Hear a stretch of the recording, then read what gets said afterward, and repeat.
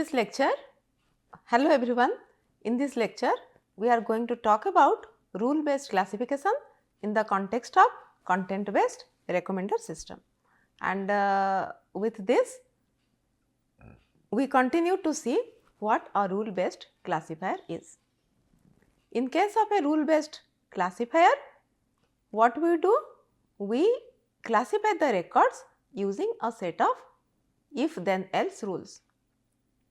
While talking about rule based classification, already in many settings, in fact, let me tell you, in the context of collaborative filtering also, we saw one rule based classifier. What was it? It was association rule mining based classifier. In that association rule mining based classifier, it was a different setting where we were not using item features, rather we are taking the data from the rating matrix itself, and we were finding out which items are generally bought together. And looking at these groups, we try to find out certain frequent patterns, and from those frequent patterns which were satisfying certain criteria, we tried creating certain rules. So, that was also a kind of rule based classifier. But today we are going to talk about rule based classifier in the context of content based recommendation, where these antecedent values will be coming from the item description. So, this antecedent or these conditions will be coming from the item description, and this value y is the response variable. So, this will be from the item feature, and this is user,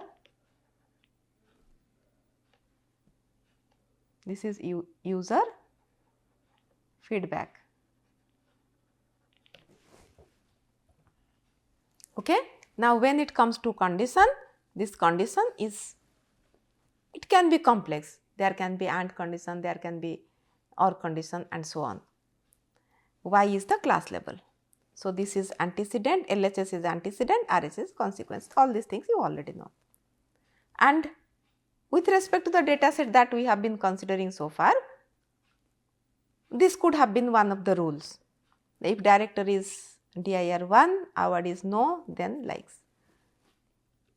In fact, these rules we discovered from the decision tree. Now, rules can have two important criteria: coverage and accuracy. So, the coverage is the fraction of total records that satisfy the antecedent of a rule. Now, suppose this is our rule. If director is dir 2, then likes equal to yes. Now, in how many places dir 2 is there? 4 places, 1, 2, 3, 4. So, how many tuples this rule covers? This is the total number of tuples, that is D, this is number of total number, and out of this 4. So, 4 records out of 14 are for director 2. Now, come to the accuracy of a rule. Now, fraction of the records that satisfy both antecedent consequence of a rule over those that satisfy the antecedent. So, now here our consequence is likes equal to yes. Now, out of those 4 records, in how many likes equal to yes? In all 4 likes equal to yes. So, we have accuracy is 100%. So, even if it is a very good, now see, we are going to talk about the rule selection criteria a little late, but try to understand that accuracy is very high, but it is not even covering 50% of the its coverage is not that good. Maybe it is not a, if we have, you may have better rules which has higher accuracy and higher coverage as well. Moving ahead, as I told you, we have seen how to generate rules from decision trees. So, in this case, this decision tree we have already constructed in one of the lecture. We are right now not concerned about how to get this tree, and in fact, from this tree generating the rules also we discussed. So, how many rules? Depending on how many leaf nodes, how do we reach the leaf node? Starting from here to here to here, one rule, from here to here another rule, here third rule, fourth rule. So, total 5 leaf nodes are there and we got 5 rules. So, one rule for each leaf. Antecedent contains the conditions for every node on the path from the root to the leaf. Consequent is the class assigned by the leaf. Straightforward. This is a straightforward method, but the rule might be overly complex. So, if you cover all the paths, this is a small tree, but the tree can be very, depth can be very high. In that case, the rule may become very complex. What is the rule here? If director is dir 1, if award is no, do not recommend, or he is not going to like the item. Okay.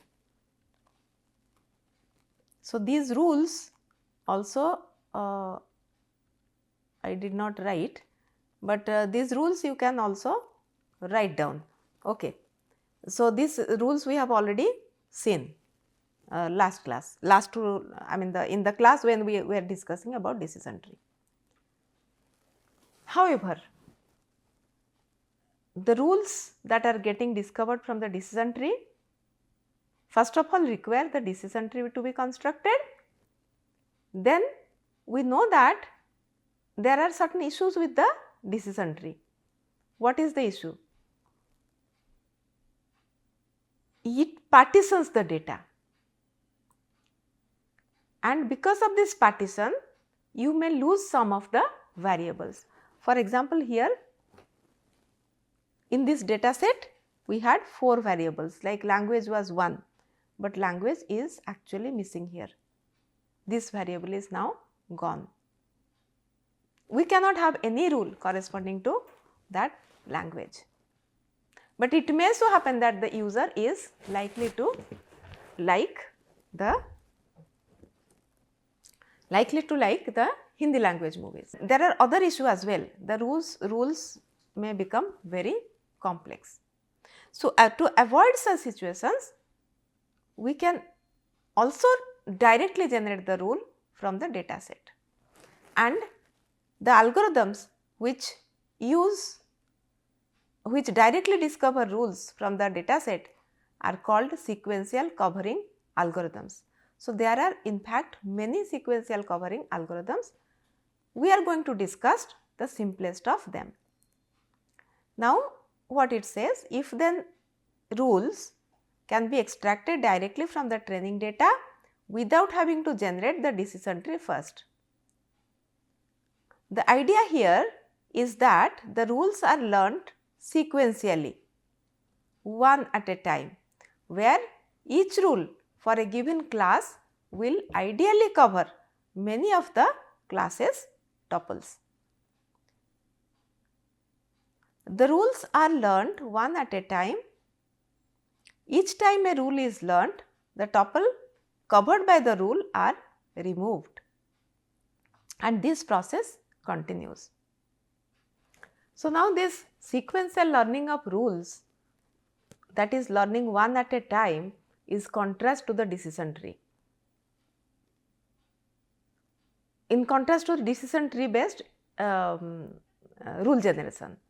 Why so? Because here one rule at a time we are learning, But in case of decision tree, first we construct the decision tree, then we learn all the rules at a time. So, the learning is actually simultaneous, whereas the learning is sequential in this context. So, this is a very primitive sequential covering algorithm, but this can tell a lot of things about the sequential rule generation. So, input to this algorithm is the data set of class labeled tuples. So, what is the data set? It is class labeled tuples, this entire data set with the features and response variable. Then attribute values are the set of all attributes and their possible values. So, what are the attribute and values? In our case, attribute is director. What are the values under this attribute? dir1, dir2, dir3. Attribute is language. What are the values under this? English, Hindi and others. So, those things are the input. Now, output is of course a set of rules. You start with an empty set of rules.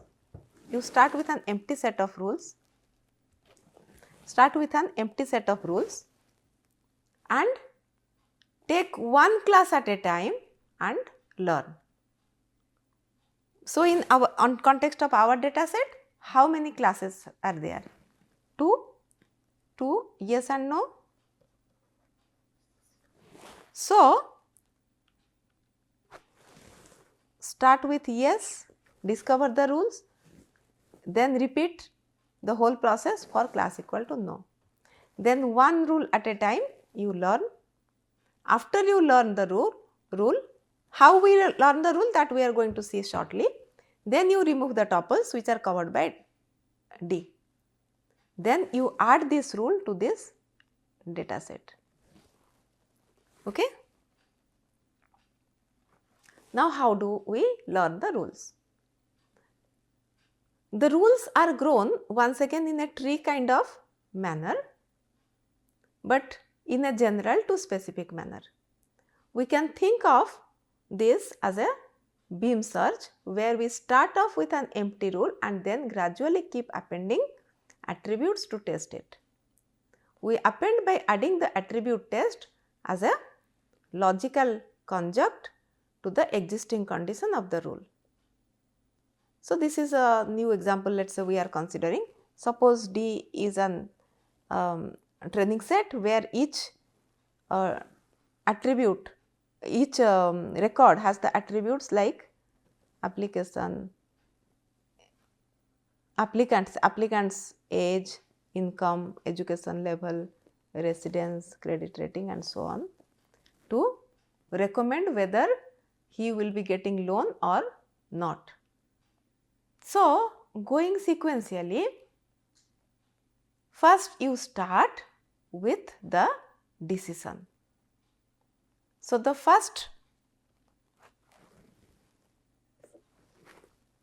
make this antecedent part blank. This part is, there is nothing under if. Start with the then condition. Then condition is accept. So, as per the algorithm, start with the class. So, you have the rule where there is no antecedent part. Then you keep adding the antecedent. So, depending on how many variables you have, how many attributes have, that many you can have. Loan term equal to short, then loan decision accept. Loan term equal to long. So, in our case, in our example, if we go ahead with our example, what will you do? First, you will be constructing the rule without antecedent, considering this. Then let us say you will be considering the attribute, first attribute, that is director.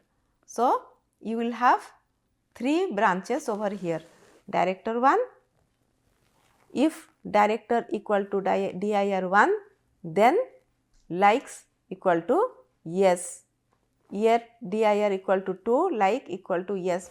So, this way you will be generating large number of rules.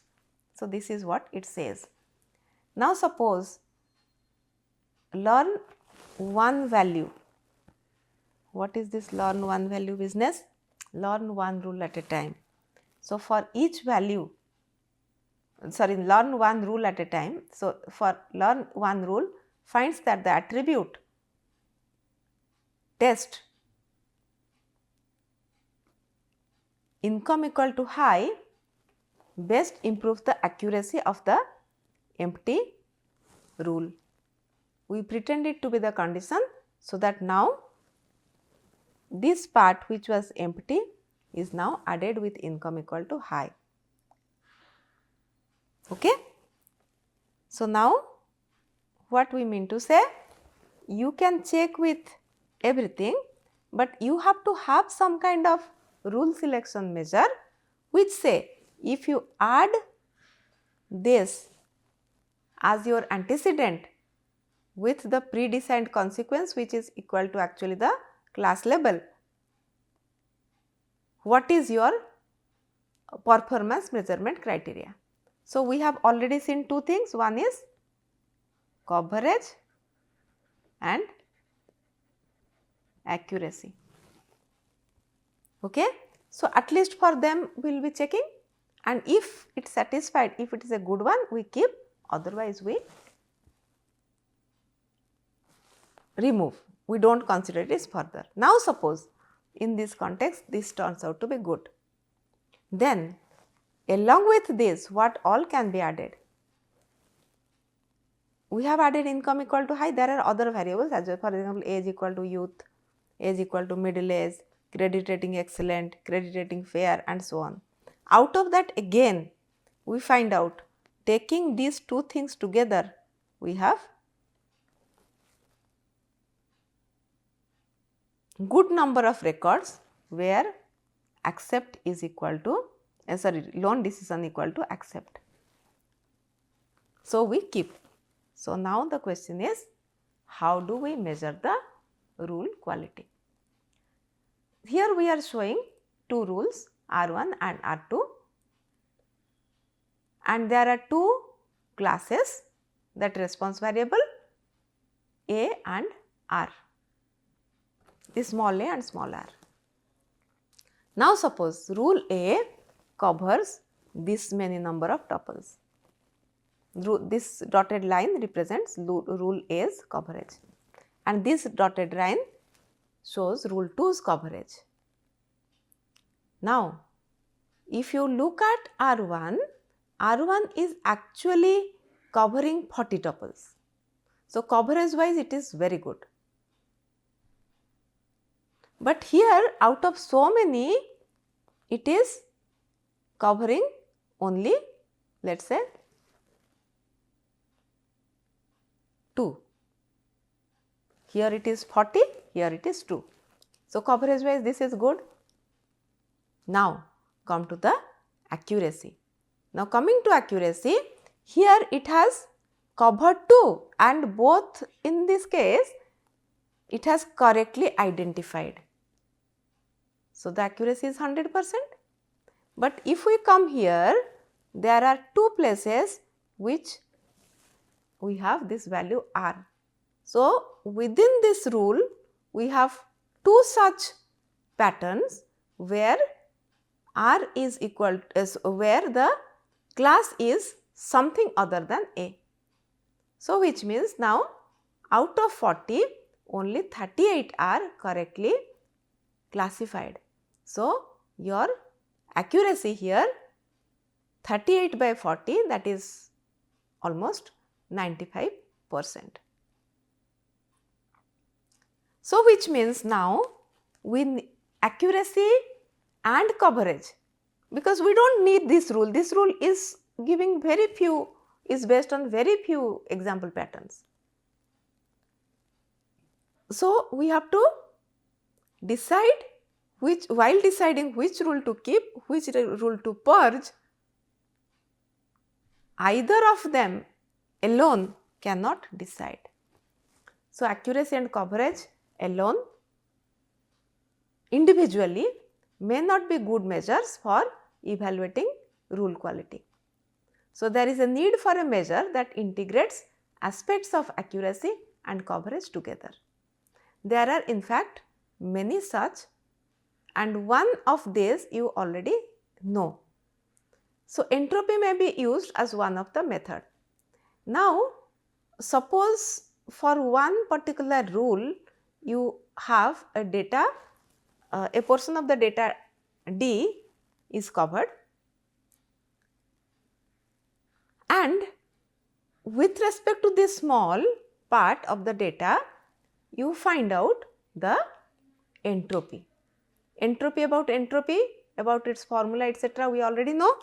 So, we have to find out entropy. So, find out entropy with respect to rule 1, entropy with respect to rule 2.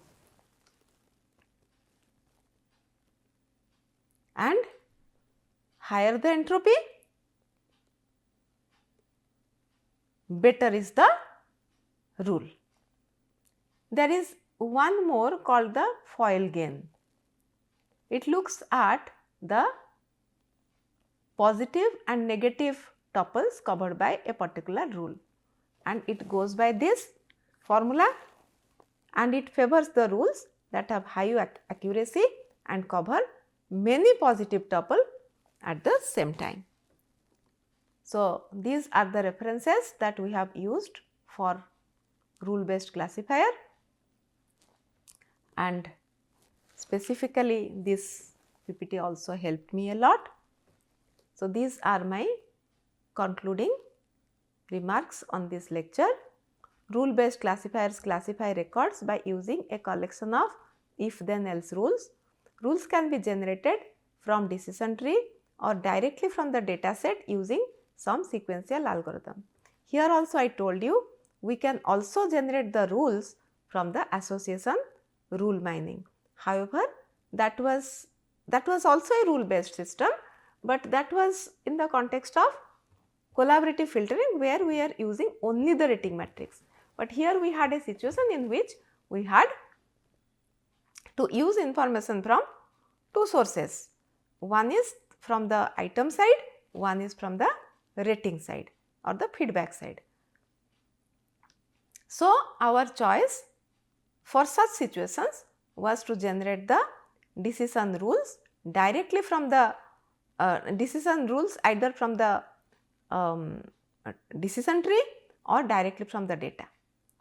So, here in this process we may end up generating very large number of rules. So, therefore, we have to purge, we have to remove many of the rules. So, for this purpose we are supposed to find out the rule quality. See, this rule quality based on only accuracy and coverage is not sufficient. So, therefore, we have to find out certain measure which can give better insights about the rule quality, which may even combine this accuracy and average concepts. Okay? So, therefore, in this context we also saw some two such metrics. Thank you.